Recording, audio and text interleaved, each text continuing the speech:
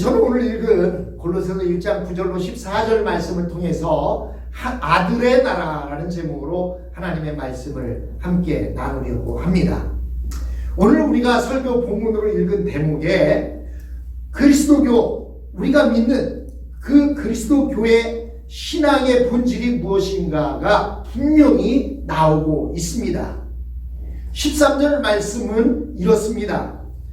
세번역 성경 우리가 읽은 말씀으로 읽어보면 아버지께서 우리를 암흑의 권세에서 건져내셔서 자기의 사랑하는 아들의 나라로 옮기셨습니다 라고 기록해 놓고 있습니다. 이 문장의 골자는 한마디로 말하면 아버지께서, 즉 하나님께서 우리를 아들의 나라로 옮기셨다, 예수님의 나라로 옮기셨다라는 것입니다. 여기서 말하는 나라는 우리가 비행기를 타고 한국을 가거나 비행기를 타고 멕시코를 타서 그 땅에 발을 딛고 쓰면서 나타나는 그 나라, 그 장소를 가리키는 말이 아닙니다. 하나님 나라라고 할 때 그 나라가 하나님이 다스리는 나라다 라고 하는 뜻을 가지고 있듯이 아들의 나라는 영토를 나타내는 것이 아니라 아들이 다스리는 나라를 이야기하고 있는 것입니다. 본문이 말하는 아들의 나라는 하나님의 아들이신 예수 그리스도의 다스리심, 그 아들의 사랑, 그 아들의 생명의 능력을 가리키는 말입니다. 우리는 그 나라를 요즘식으로 땅이나 집을 사듯이 돈으로 사는 것이 아닙니다. 그 나라에 우리가 참여할 뿐입니다. 평화나 기쁨과 안식을 우리가 돈으로 사거나 소유할 수 있는 것이 아니지 않습니까? 여러분, 비유적으로 말하면 이렇습니다. 바다에 사는 물고기들을 한번 생각해 보십시오. 물고기들은 바닷물을 소유하고 있는 것이 아닙니다. 그들이 그 안에 들어가서 살고 있는 것 뿐입니다. 그런데요, 그 바닷물이 오염되었다면 그 물고기들은 죽거나 병에 걸릴 것입니다. 바다가 살아있다면 물고기는 당연히 건강을 유지할 수 있습니다. 하나님께서 우리를 하나님 아들의 나라로 옮기셨다는 말은 우리가 전혀 새로운 생명의 세계에서, 즉 마치 오염된 바다에서 깨끗한 바다로 옮겨진 물고기처럼 그렇게 살게 되었다라는 것을 말하고 있는 것입니다. 생명을, 즉 구원을 얻은 것입니다. 여러분에게 아들의 나라에 들어갔다는 그런 경험이 있으십니까? 영혼의 자유를 짧게라도 경험한 적이 있으십니까? 우리 모두는 아들의 나라에 들어와 살고 있는 자들입니다. 그렇다면 아들의 나라와 비교되는 나라가 있어요. 그 나라는 어떤 나라일까요? 그 나라는 바로 종의 나라입니다. 아들의 나라와 대립적인 개념은 종의 나라인 것입니다. 바울은 갈라디아 교회에 보내는 편지에서 갈라디아서 4장 7절에 보면 이렇게 기록해 놓고 있습니다. 내가 이후로는 종이 아니요 아들이니, 아들이면 하나님으로 말미암아 유업을 받은 자니라 라고 이렇게 말씀해 놓고 있습니다. 종은 주인과 계약을 맺습니다. 계약 증서를 기준으로 해서 행동해야 합니다. 유대인들에게는 그 계약 증서가 있는데 그 계약 증서가 뭡니까? 바로 율법입니다.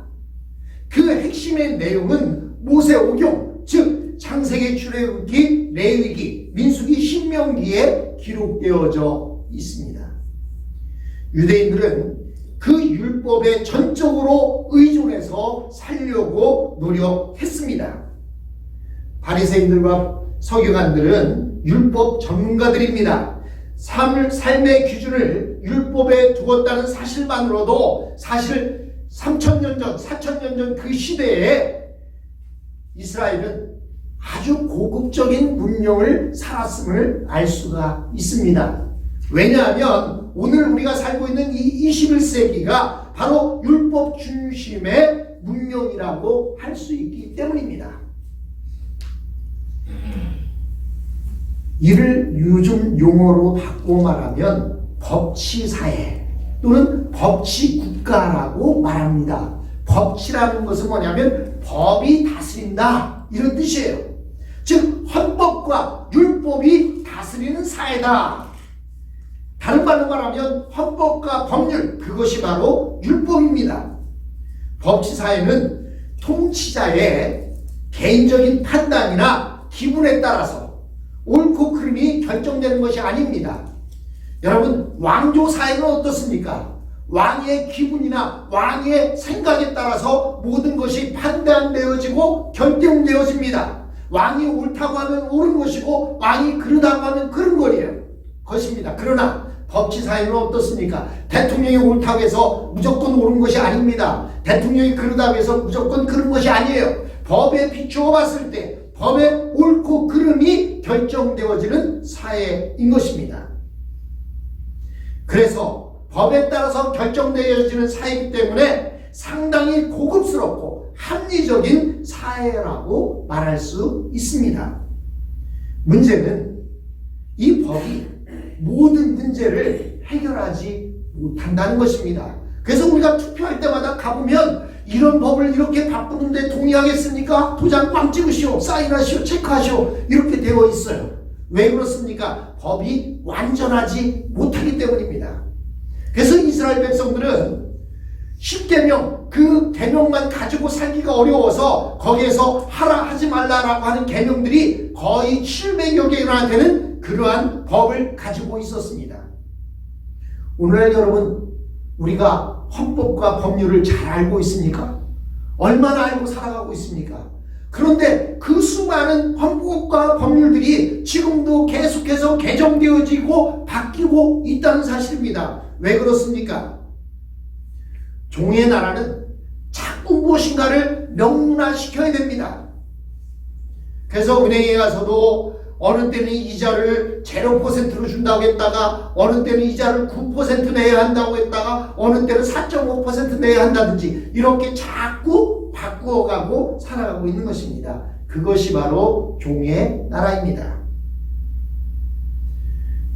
아들의 나라는 종의 나라와 다릅니다. 계약과 거래가 작동하지 않습니다. 인간적인 온갖 정략과 권모술수가 무의미해집니다. 의무감의 지배를 받는 것이 아니라 영혼의 자유로 우리는 살아가는 것입니다. 종은 주인에게 허락을 받아야만 하지만 아들은 허락받을 필요가 없습니다. 이미 허락된 존재이기 때문입니다. 종은 주인에게 평가를 받으나 아들은 평가를 받지 않습니다. 이미 아들로 인정받았기 때문입니다. 고대 유대인들은 먹지 말아야 할 부정한 음식을 세심하게 가렸습니다. 그런데 초기 그리스도인들은 어땠습니까? 먹는 문제에서 자유로웠습니다.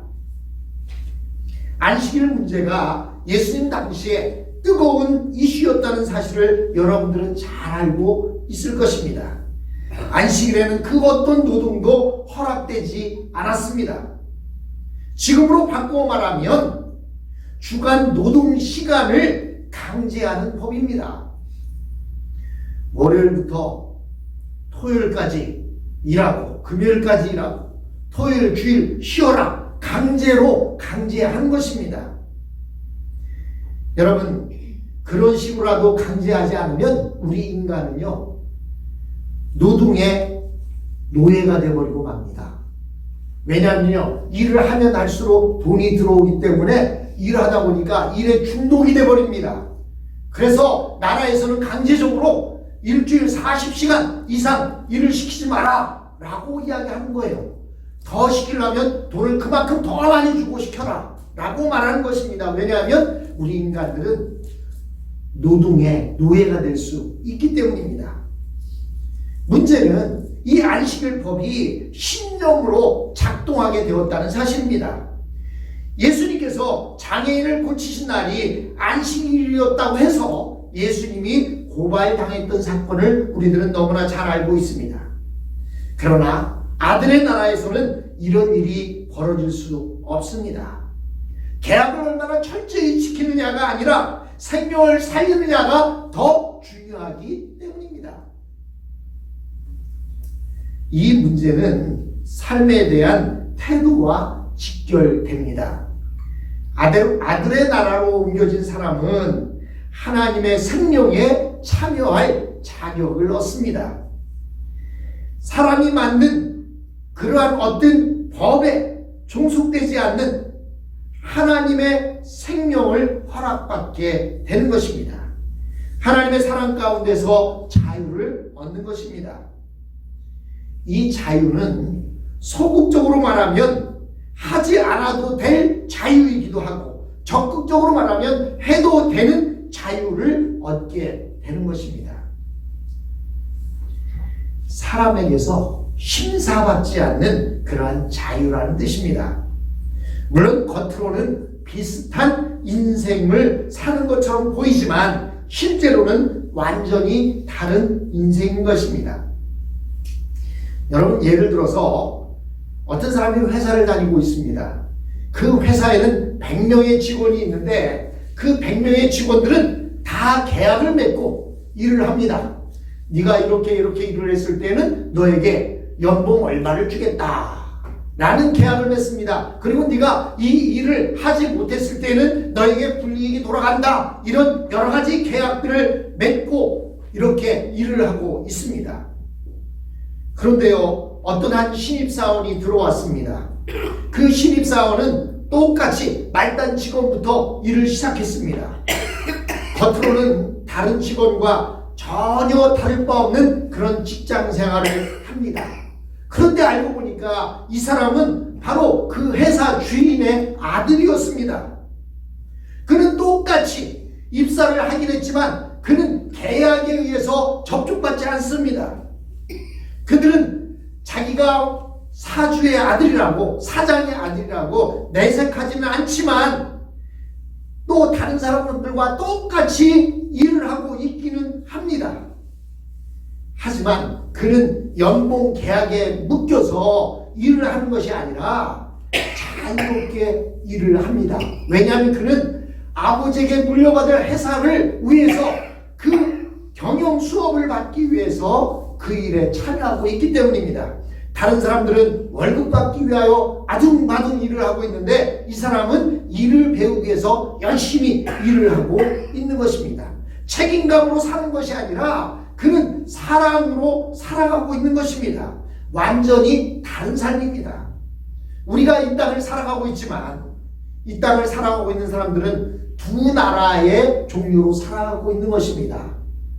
한 부류는 아들의 나라에 안에서 살고 있습니다. 예수님의 다스림 안에서 살고 있습니다.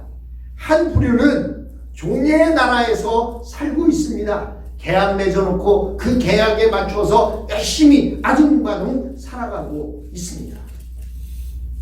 그래서 본문은 하나님께서 우리를 암흑의 권세, 흑암의 권세에서 건져내셨다라고 이렇게 본문에서 말씀하고 있습니다.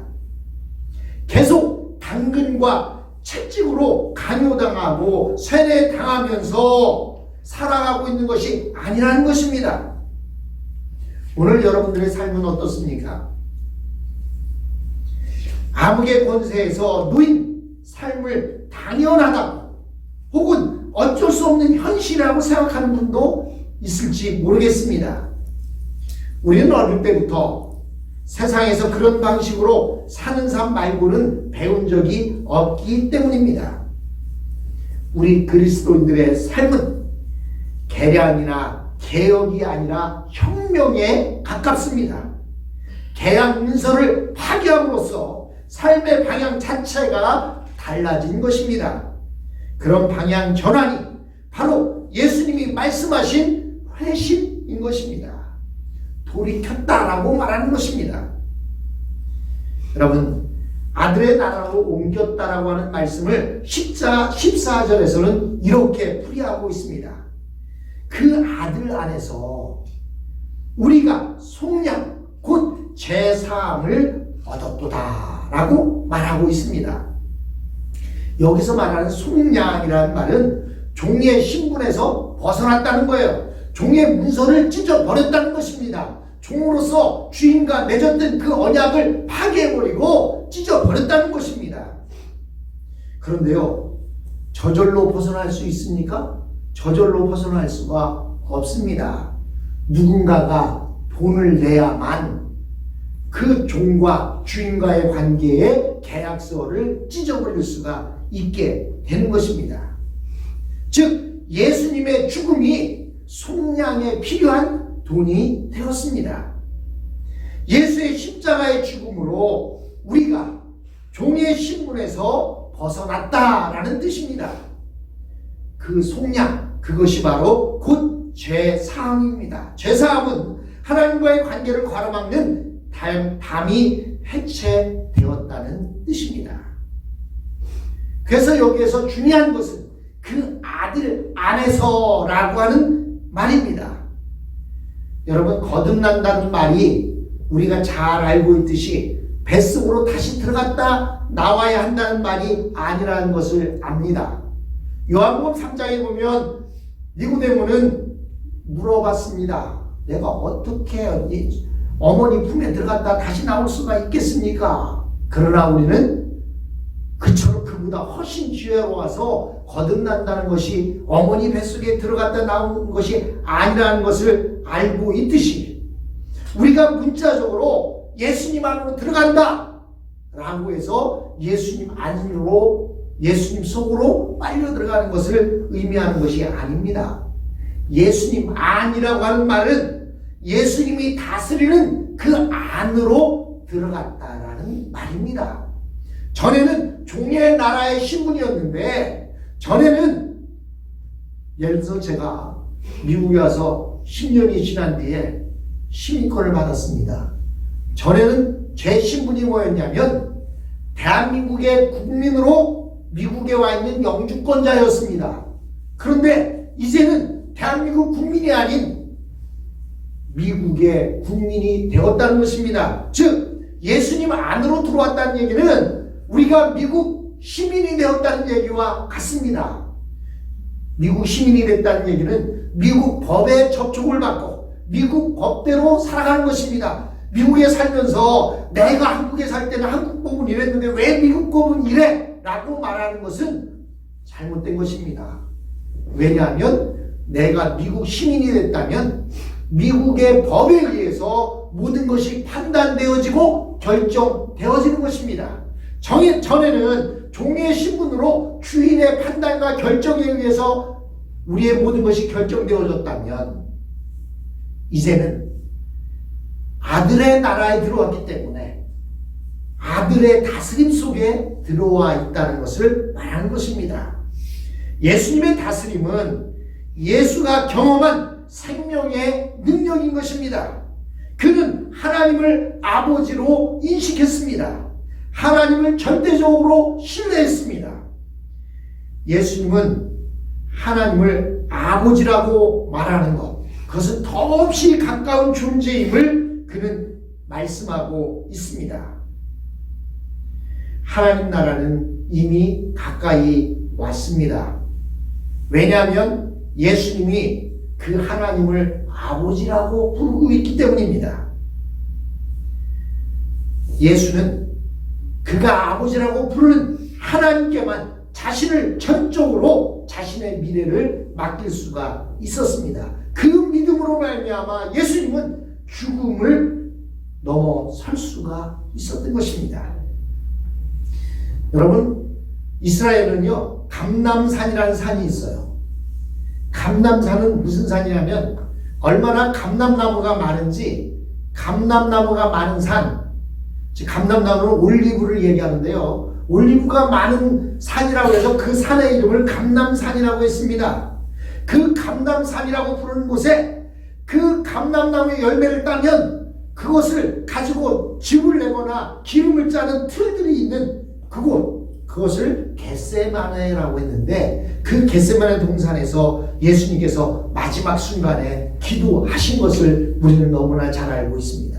예수님이 기도한 내용은 바로 두 가지였습니다. 하나는 내 앞에 놓여있는 저 십자가의 처형의 위기를 벗어나게 해달라는 그러한 기도였고, 또 다른 하나는 그러나 아버지의 뜻대로 하십시오라고 하는 기도였습니다. 자기 생각으로는 십자가의 죽음은 판을 열리고 끝이라고 생각했습니다. 하나님의 나라가 가까이 왔다는 자신의 확신마저도 부정당하는 그러한 상황이었습니다. 하나님 나라가 가까웠는데 내가 죽으면 끝이 아닌가라고 하는 그런 생각이 들었던 것입니다. 그래서 그는 십자가의 죽음을 피하고 싶어 했습니다. 우리도 다 그런 생각을 가지고 삽니다. 사실 우리도 이 땅에 남아서 오래 살고 싶습니다. 건강하게 살고 싶습니다. 하나님 나라가 가까이 왔지만 죽음이라는 것이 우리 앞에 있다 보니까 내가 죽은 뒤에 정말로 하나님의 나라가 올까?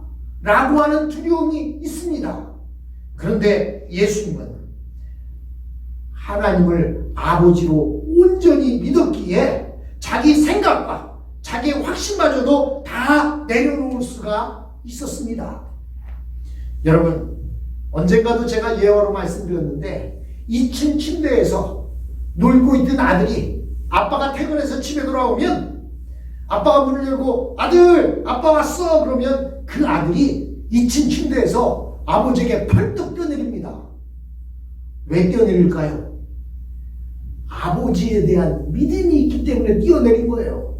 그런데 이웃집 아저씨나 남 모르는 아저씨가 와갖고 문을 딱 열면서 여기 누구 있네? 나왔다 그랬는데 그 꼬마가 2층 침대에서 활짝 뛰어내리면서 그 사람을 향해서 뛰어내릴 수 있겠습니까?